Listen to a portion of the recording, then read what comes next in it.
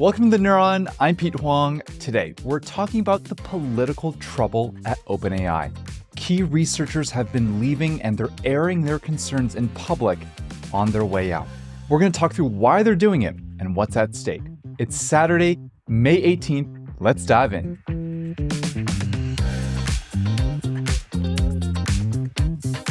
Normally, leaving a job is no big deal at all. For the person leaving, it's a big moment of change, and people want to celebrate the good work that they've put in for the time that they were there, and they generally wish them the best of luck on their new journey. Now, that person does what anyone else would do, which is they go on LinkedIn and update the world on what they're up to next. They say the same thing as everyone else. I'm wrapping up a few years here. I love the people. Thank you so much. I'm excited to do this next thing. It's the same thing every time.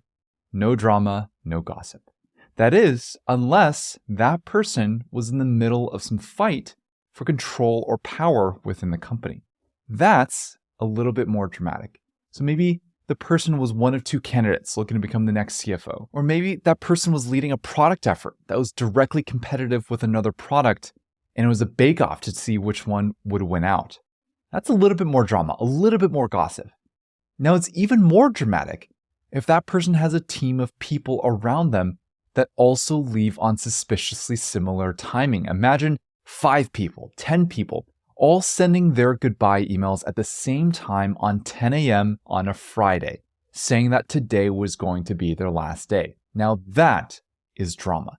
That's a thing you bring to happy hour with your close coworkers and talk about. And this week is drama for a certain segment of OpenAI, with 2 key researchers, Ilya Sutskever and Leike, leaving OpenAI.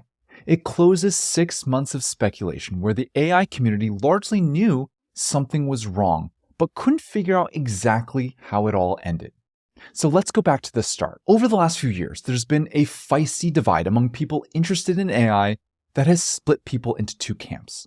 One is called safety and one is called capability. Now, this is a very conceptual, high-level, not very concrete debate between these 2 sides. So I'm going to explain the general arguments that these 2 sides make. The overarching question is this.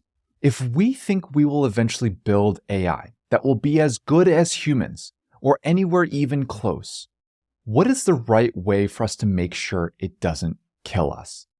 Okay, I know the question sounds super dramatic. Here's the general thought. It's that if an AI is as intelligent as humans, it would recognize that humans can control its development. It would recognize that humans could shut it down. So in an effort to defend its future safety, it could do things that could end up being harmful to humans. So that question of how do we prevent AI from killing us is actually somewhat of a possibility. So with that as the background, the first camp, the safety camp, believes that we need to be careful as we build AI. For every step that we progress in an AI model's power, we need to invest upfront in research that makes sure whatever AI we build will serve humanity well. We need guardrails. We need to understand the AI models that we build. And that takes time and resources. And it might mean we have to slow down our development of AI, and that's okay. Because if we get it wrong, even for a second where we don't have those things in place, AI could ruin us. It's a hyper-capable computer program that can do anything a human can, but with infinite scale. That is very scary. Now, the second camp, the capability camp, believes that the best way to keep AI safe is to build fast. The reasoning is that advanced AI will be incredibly productive for humanity, in that any short-term pain is worth the long-term productivity. And we will let the market figure out the safety pieces. And by the way, if we slow down our AI research, it might mean that other countries who aren't as friendly to us will catch up and even surpass us. And that's perhaps even worse. And it's not to say that capability means no safety effort at all. It just means that leading with improving AI capabilities will naturally also improve safety. So these are very philosophical debates, right? These are all reactions to a vague future where we have AI that is as capable as humans, but we don't really have a concrete idea of what is likely or how that will manifest. Still, the rubber meets the road at a company like OpenAI, who has stated very clearly that they intend on building AI that is as capable as humans. OpenAI as a company is defined by this question of safety versus capability. They are this question. And this debate has probably been playing out among OpenAI staff for years at this point. To accommodate all those views, OpenAI had set up the Superalignment team in July of 2023. Chief scientist Ilya Sutskever and researcher Jan Leike are named co-leads of Superalignment. And their objective, as stated on the OpenAI website, is to develop research that can steer and control AI systems that are much smarter than us. And the resourcing looks significant. OpenAI says with Superalignment, they want to get this done in the next 4 years. And they're dedicating 20% of the computing resources they have available to them specifically to these types of efforts. And to the general public, this type of announcement looks like a good move, doesn't it? We're putting our best and brightest on this effort. We're giving them budget to fund a team. We're giving them computing resources, and we've given them an ambitious goal. But it seems like the tension between safety and capability boiled over into outright distrust over the next few months. In November of 2023, the OpenAI board infamously kicked off 7 days of chaos when they fired CEO Sam Altman. The board at the time was composed of 4 people, the majority of whom were considered in the safety camp. That included Ilya Sutskever, the head of the Superalignment effort and OpenAI's chief scientist. The board at the time said there was no specific event or thing that Sam Altman did that caused them to remove him. It was more about a general lack of trust. In other words, the vibes were off in the safety camp's minds. There was an intense period of negotiating, which included 745 of 770 OpenAI employees signing a letter threatening to leave if the board didn't reverse the decision and also step down themselves. In that period, Ilya is eventually convinced that what he did was wrong. Perhaps Sam convinced him that they were going to take safety seriously, enough that Ilya himself eventually signed the letter threatening to leave, and he apologized for his actions. That takes out all the wind from the sails of the OpenAI board, so they decide that they've lost. They leave. Sam Altman comes back in as CEO, the company doesn't blow up, everyone's happy, and they all want to work on GPT-5. So it's all good, right? Not quite. I mean, it's awkward, right? Like, this guy just tried to fire you 7 days ago, and now he's saying sorry? Can you trust him? So the company tries to get back to operations as normal. Everyone's back in place. And the only thing that has to get figured out is who is on the new board. And of course, the Superalignment team is still there. But anyone who has dealt with politics at work knows that sometimes putting a certain group of people in a different team is actually the equivalent of shoving them aside. So go work on your cute little safety thing. The rest of the organization is going to do the main thing, and you're not going to talk to them. And it seems like that's essentially what has gone down in the last few months.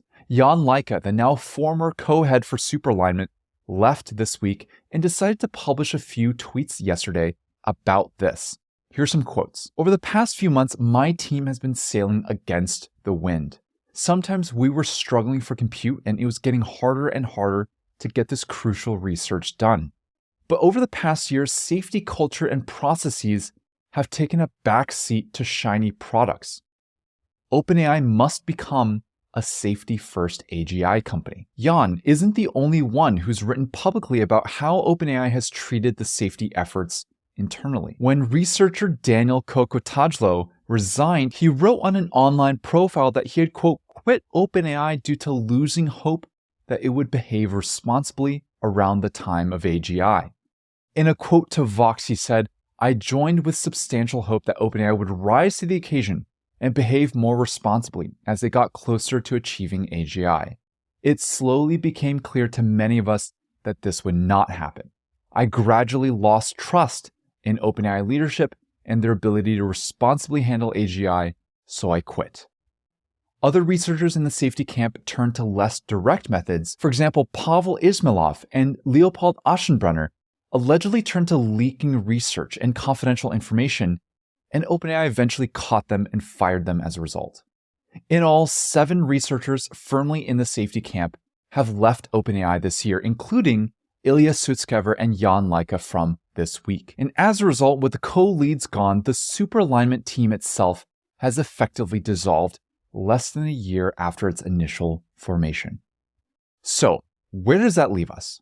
Some people are cheering this development. The people most vocally in support of capability are seeing this as a cleansing within the ranks of OpenAI, and unshackling that allows OpenAI to proceed full steam ahead. They are outright pro-AI development and believe that very capable AI will be extremely positive for humanity. Should you be concerned? Now, that's tough to say. All this does not mean that OpenAI is going to destroy humanity tomorrow. The new ChatGPT, the new voice mode, none of that is unsafe or bad for humanity. And even though they're capability-minded, they do have incentives to get things right. If OpenAI builds and releases dangerous stuff, they will cease to function as a company. They will have so much scrutiny and legal issues that they would be destroyed. So they will make sure these things are safe enough to avoid those issues. But the capability camp still admits that some sticks are going to be broken along the way. It's not going to be a smooth ride for everyone. But what we just don't know is which sticks are going to get broken, how many sticks, and how broken they're going to be.